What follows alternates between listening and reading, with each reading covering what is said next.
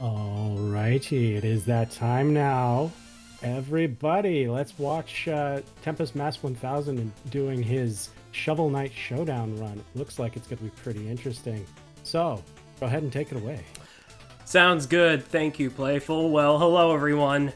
Good to see you all again, and my name is TempestMask1000, as previously mentioned. Oh, right, this is the wrong Shovel Knight. I seem to make this mistake quite a bit, but don't worry. It's all well worth it for some wonderful graphics as we move on over to Shovel Knight Showdown. Now, funnily enough, this is actually the second time that I'm doing this game for Horrible Games. Things are going to be a little bit different, though, because as compared to the Wii U version that I initially did at HiG 2 Undead, we're actually going to be playing on the Xbox One version. Particularly the Xbox One S, because that just so happens to be the model I have. It doesn't make that much of a difference as compared to how Microsoft usually would make mention to the Xbox One X. But the S is pretty okay, and I don't think I'm planning on getting a Series X or S anytime soon. So, you know, just gotta stick with your guns. And this version actually is pretty fun because, for those who don't know, if you do play the normal Shovel of Hope quest, you can actually encounter a bonus boss battle with the Battletoads on Xbox One. So, for all you Battletoads fans out there, that might be a little incentive to get this version of the game. But with that, we're just going to jump into it, because today, once again, I'll be doing the story mode on medium difficulty, and to make up for the fact that I said I was going to try and get more characters this time around, we're just going to fit to form with a little not so merry but very fitting to the theme Polar Knight for our Winter Wasteland. So Polar Knight is going to be a very interesting character to control because he's practically slow. He does not have like a fast walking or on that account, but he does have a chargeable sort of running move, and he can jump pretty high. So we'll see how this one goes. I don't expect this to, yeah, I don't know. I don't know how this run is gonna go, but given the last time I did this at a marathon, it ended up being a little chaotic. I wouldn't be surprised if this one does too. But hey, it's Horrible Games. We're here for the chaos, if not for the spooks. Let's stop right here. Oh yeah, funny enough, I just recorded myself doing this color scheme. But yeah, with that, I'd say it's pretty wintry enough, so let's get going. Time will begin when I've selected my difficulty, so 5, 4, 3, 2, 1, let's go. So I'm going to start off by skipping the intro cutscene. There's two, one particular to the entire story's introduction, and the other being unique to the character you're playing as. But here we have Shovel Knight Showdown, and the idea of the game is that it's inspired by Super Smash Bros.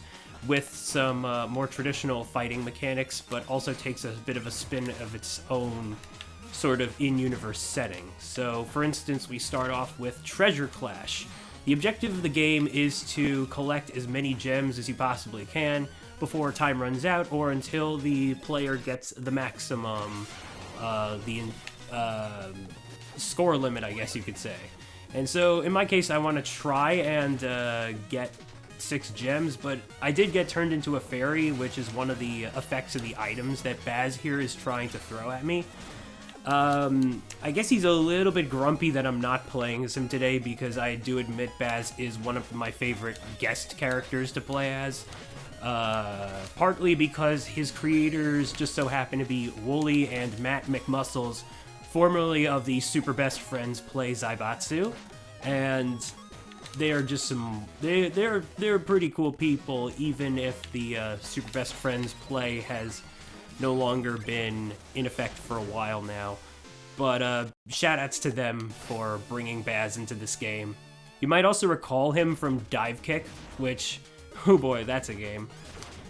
So, one thing I try to do here is whenever I'm at match point for a treasure clash, I'm hopefully presenting myself in a situation where I can maybe steal the gem from my opponent, because the last gem's spawn at match point is much slower than what it normally is. Otherwise, we're in a stock match called Showdown, and yeah, I'm currently facing off against Mona and Black Knight, and the objective is to be the last man standing. Now, of course, they're on a team, so they're not going to try and go at each other's throats, but the best I can do here is try to just sort of get them with my attacks, but also be careful of the chance that they might parry, because blocking is not a thing you can do in Showdown. Rather, you can parry, and the timing has to be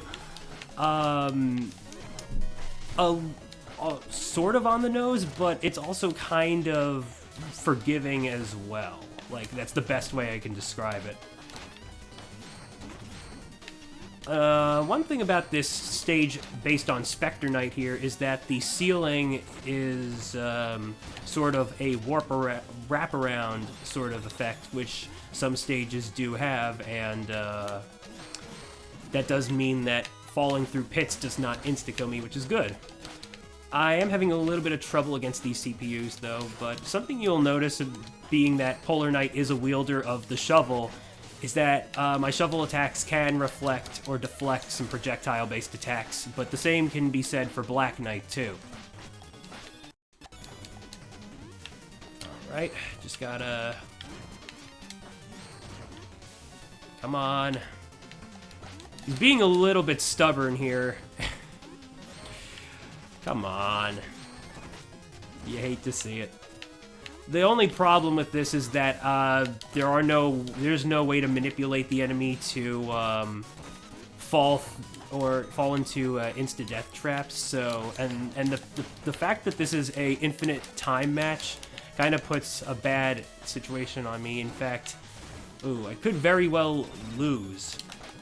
Oh no! That's very unfortunate.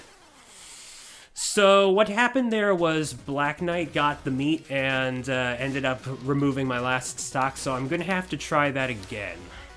Luckily there are continues in this, so...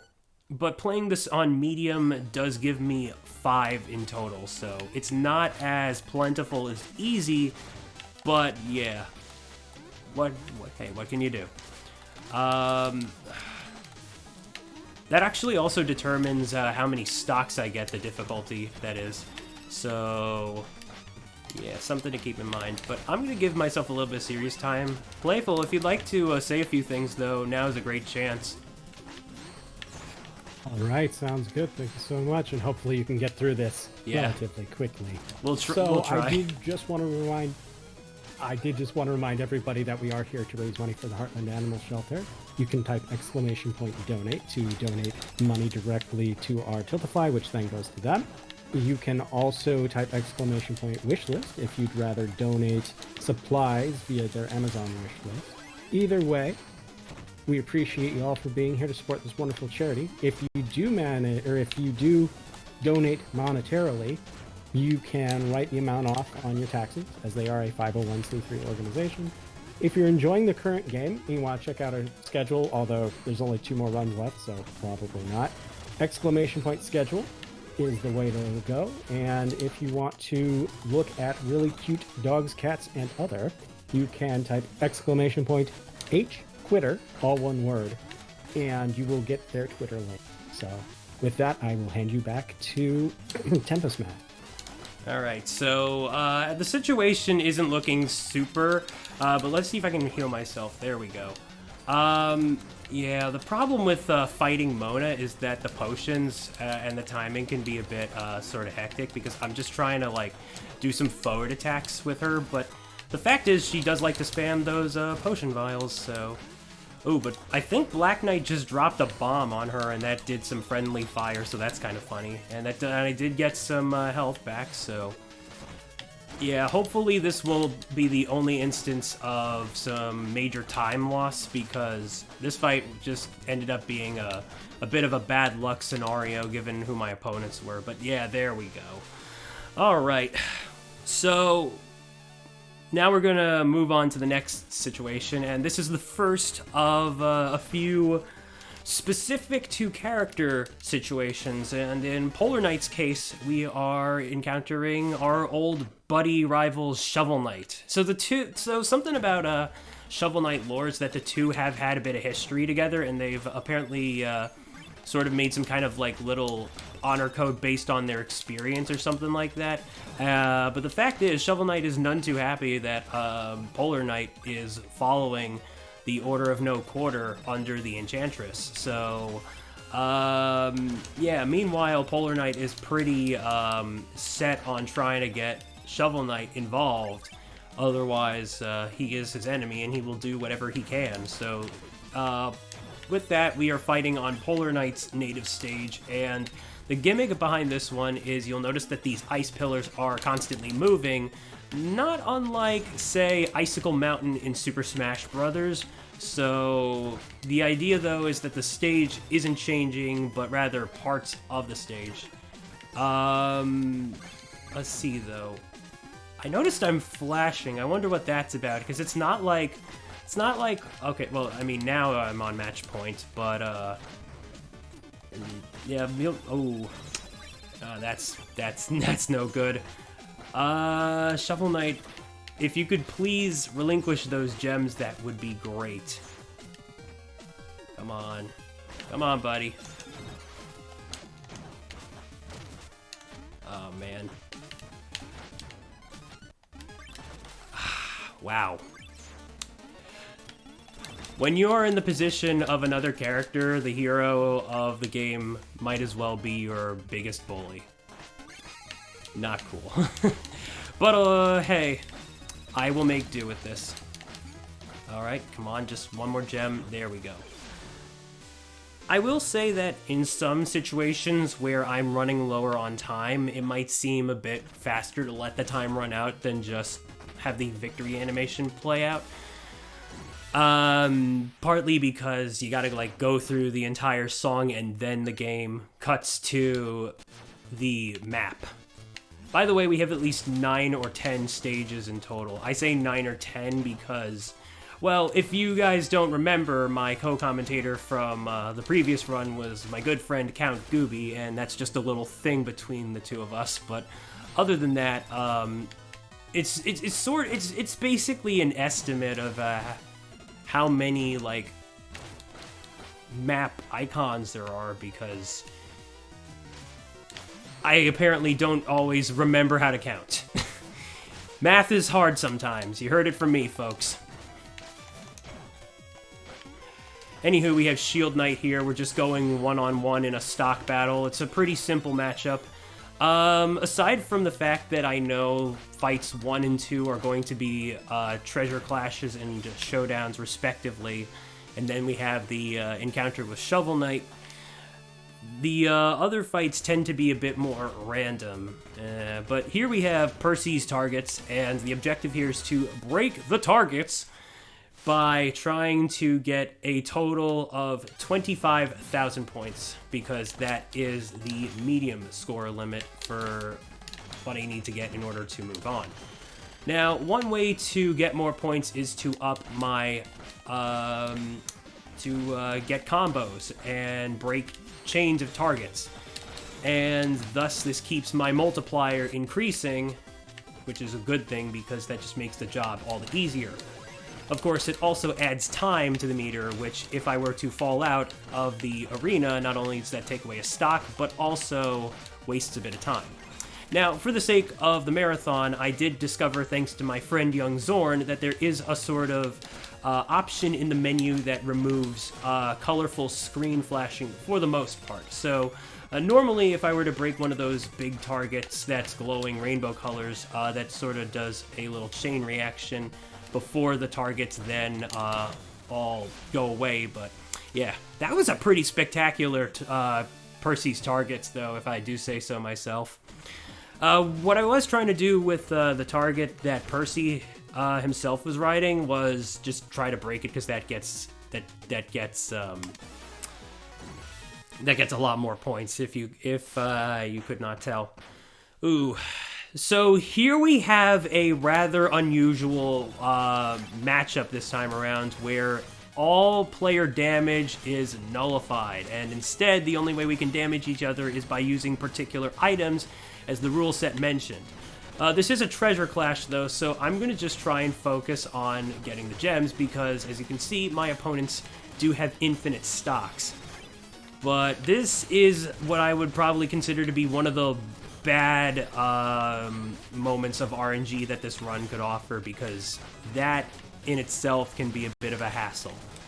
I do believe, though, yeah, I can still die from the insta-death traps, as demonstrated spectacularly right there, but as long as I keep in with the time and stay in the lead, I think we should be good. So, all things considered, I will not falter, as a knight might say.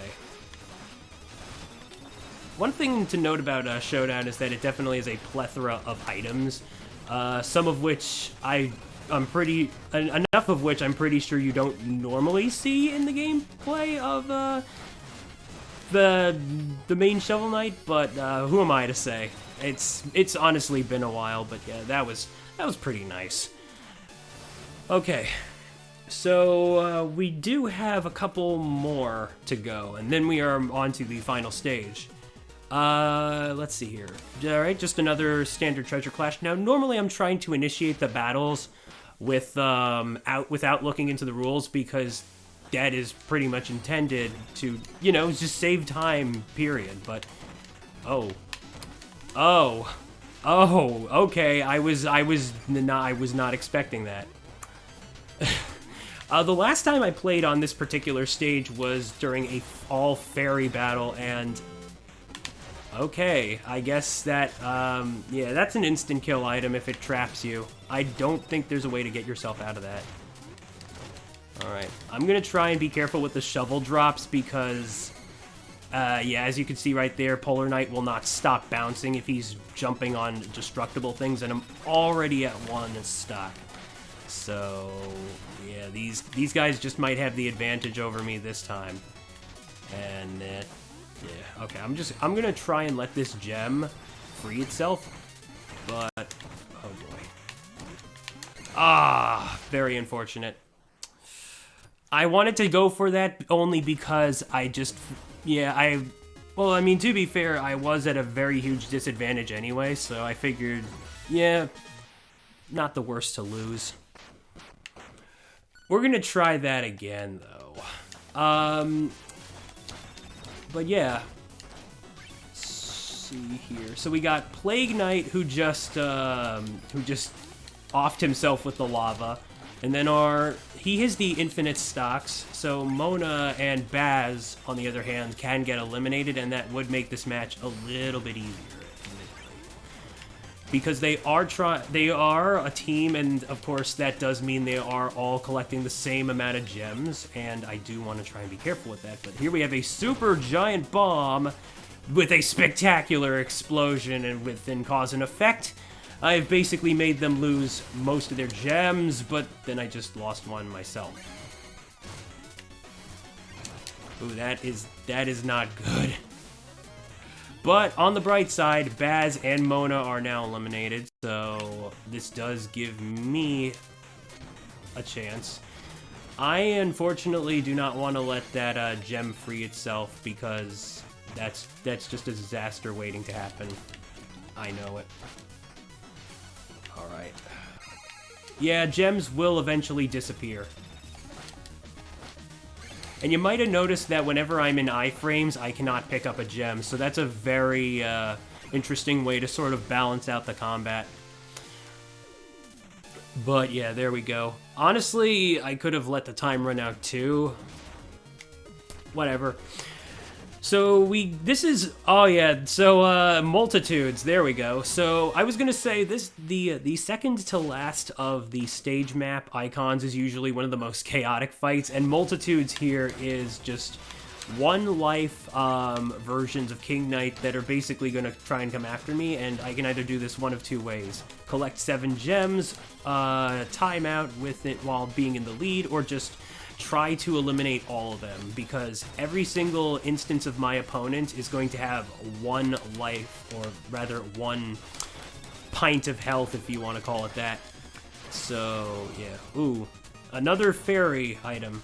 So, one thing about being a fairy is that you can only, like, you can fly in all 8 directions, but you can't really attack unless your opponent is also a fairy. Then that is a way you can actually that actually becomes an attack. Admittedly, it is a inconvenient state to be in, but it is also what I would consider to be a nod to Legend of Zelda fairies. At least so I assume. And shout out to the Legend of Zelda, by the way. Alright, let's get that last gem. I don't think I really had the chance to manipulate the last gem spawns during match point throughout this run, but that's perfectly fine, all things considered. So now we're going to just automatically jump into our final scenario, and this is going to be a 3-stage sort of thing. So right now we have reunited with Shovel Knight here, and it's another showdown. Nice. That's the second time I fought him, and that we both started off with our projectile attacks. Pretty nifty. Very, very cinematic way to start a fight, if I do say so. But yeah, this stage is very small, so one way to make this go pretty quick is to manipulate my foe into the lava with either attacks or their AI could potentially do so. You haven't seen it much, but yeah, the opponent's AI can be dumb sometimes. Pretty silly dumb, if you will. And that's one of the nice things about running this game, especially on easy, the potential for that to happen. Alright, I'm going to try and go all the way to the right while I still have some time. There we go. So, by going as right as I could, once the song finished up, the movement to this next room is pretty automatic. If I go too far right, though, it could potentially throw me to the left side of the map, which that would stink. So here we have the Mirror of Fate, and we're in phase 1 of the fight, where we gotta do one more treasure clash, and this time the objective is 15 gems. Now, how the mirror tries to get the gems itself is by either having one of its projectiles come into contact, as you just saw right there, and have it turn into a super explosive bomb as a result. Otherwise, you saw it use this little energy tongue that grabbed it, and then it also creates dark clones occasionally, which can also collect the gems, but they do go down in 2 hits, and this is pretty much the same thing regardless of what difficulty between easy and medium.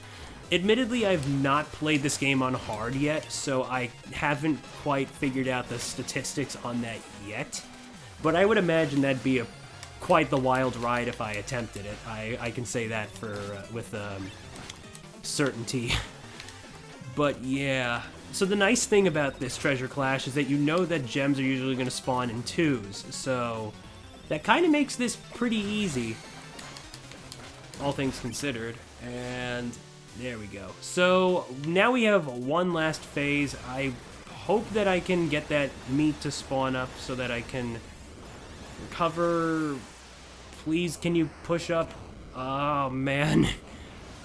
I am okay, thank you. Thankfully that did not go away. Oh, but then of course there is the lava. Alright, so we are on the final phase of the Mirror of Fate, and really, Polar Knight?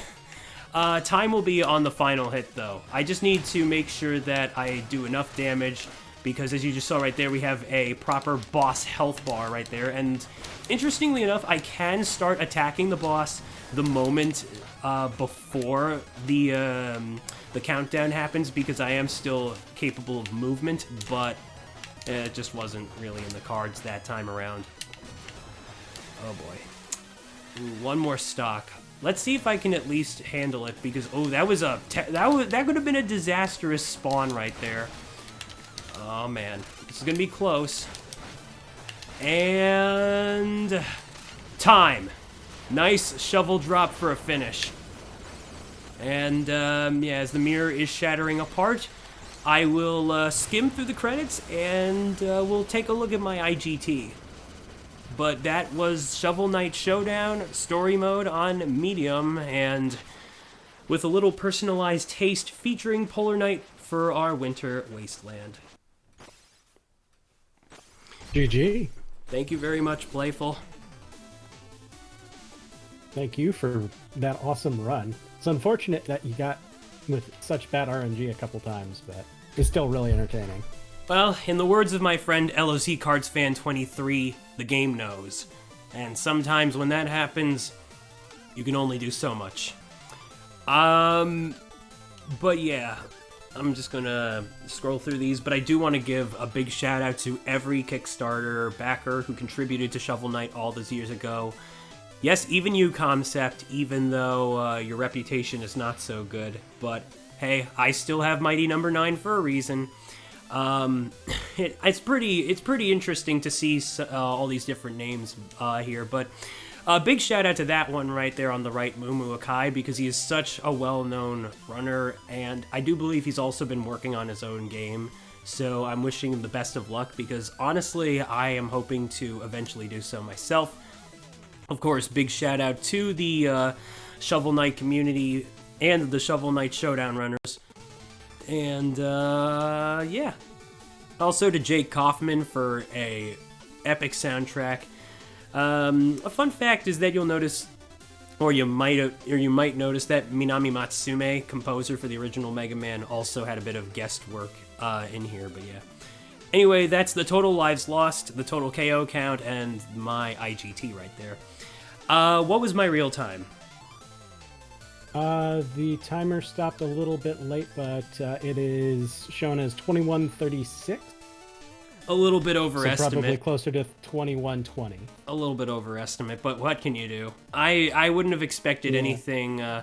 Sometimes I don't expect anything less, but I'm glad I got to show off this game nonetheless. And I'll just say that it's definitely it definitely didn't get as bad as my last time running this game, which even then everyone was still very understanding and supportive of my situation, and I'm very glad that they all enjoyed that. So big shout out to Speed Gaming for their No Kid Hungry Marathon for letting me on twice. And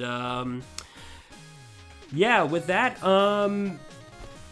that's pretty much all my plugs. I mean, if you want to catch me, my name is TempestMask1000. I do try to stream whenever, but I don't have a static schedule. I am trying to do certain things, but I also have a Twitter at SteveVortexVA for reasons.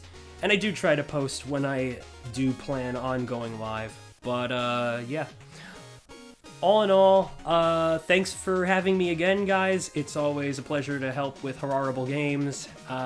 Here's hoping next time that I'll be able to bring in something a little different to the table, something that will hopefully be a great, just as great as some of my previous runs like Castlevania Legends, and the time I did bring Mighty Number 9, because that was pretty fun.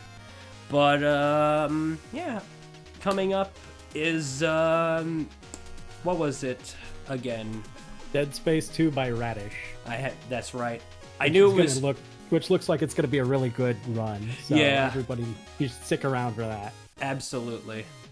So my name is TempestMask1000. I'll until we next meet, this is our goodbye for now. So as I always sign off, ciao, amici.